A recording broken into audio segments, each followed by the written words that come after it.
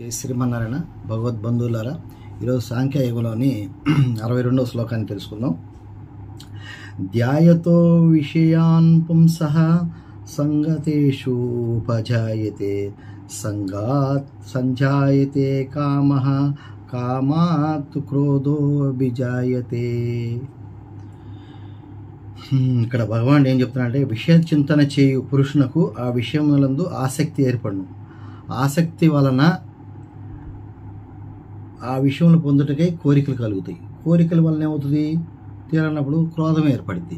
క్రోధం వల్ల ఏం చెప్తున్నాడంటే, ఇంకొక క్రోధోద్భవతి సమ్మోహ సమ్మోహాత్ శృతి విభ్రమ శృతిభ్రంశో బుద్ధినాశ బుద్ధినాశాత్ ప్రణశ్యతి. ఎప్పుడైతే క్రోధం వలన వ్యామోహం కలిగింది, ఆ వ్యామోహం వల్ల ఏమవుతుంది? శృతి చిన్న భిన్నం అవుతుంది, అంటే ఆలోచన మందకి ఇచ్చేస్తుంది. ఎప్పుడైతే శృతి భిన్నమైందో బుద్ధి అనగా జ్ఞాపక శక్తి అంతా కూడా కోల్పోతాడు. ఎప్పుడైతే ఇవన్నీ కోల్పోతాడో మనిషి తన స్థితి నుండి పతనం అవుతాడని ఈ వాక్యాల ద్వారా తెలియజేస్తున్నాడు. ఇవన్నీ ఎవరు జరుగుతాయి? మనిషికి అతిగా కోరికలు, అతిగా వ్యామోహం, అతిగా నాకే అన్నీ కావాలి, నేనే అన్నీ పొందాలి అని ఎప్పుడు ఆలోచిస్తాడంటే, ఎప్పుడైతే భగవన్ముఖంగా పక్కకు ఉంటాడో, మనిషి కోరికలతో ఉంటాడో వాడికి ఇది కలుగుతుంది. మనం తెలుసుకుంటున్నాం మన ఇతిహాస పురాణాల్లో, రావణాసుడు ఏం చేశాడు? అమ్మవారిని తను కోరుకున్నాడు. అమ్మవారిని కోరుకుంటే ఏమైంది? అక్కడికి వెళ్ళి తీసుకొచ్చాడు అమ్మవారిని. చెప్పారు చాలామంది, ఎంతోమంది విభీషణుడు చెప్పాడు, తీసుకొచ్చింది అమ్మవారు, నాయన జాగ్రత్త పడు, పంపించే సీతాదేవిని తీసుకెళ్ళి వదిలిపెట్టాడు. కానీ ఎవ్వరి మాట ఎన్నుకోవాలి. ఎందుకంటే ఈ మతి భ్రమించిన తర్వాత ఎవడు మాట ఎన్నుకోడు. మనమైనా అంతే, ఎవరైనా చెప్పినా మంచి చెప్పినా వినిపించుకోరు కూడా.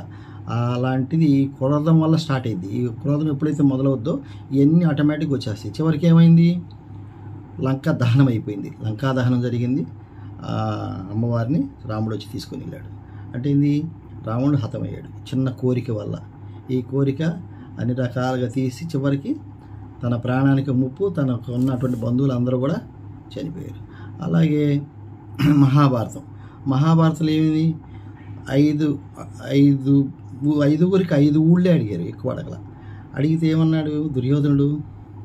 నేను సూది మనం మోపినంత కూడా నేను స్థలమేమన్నాడు.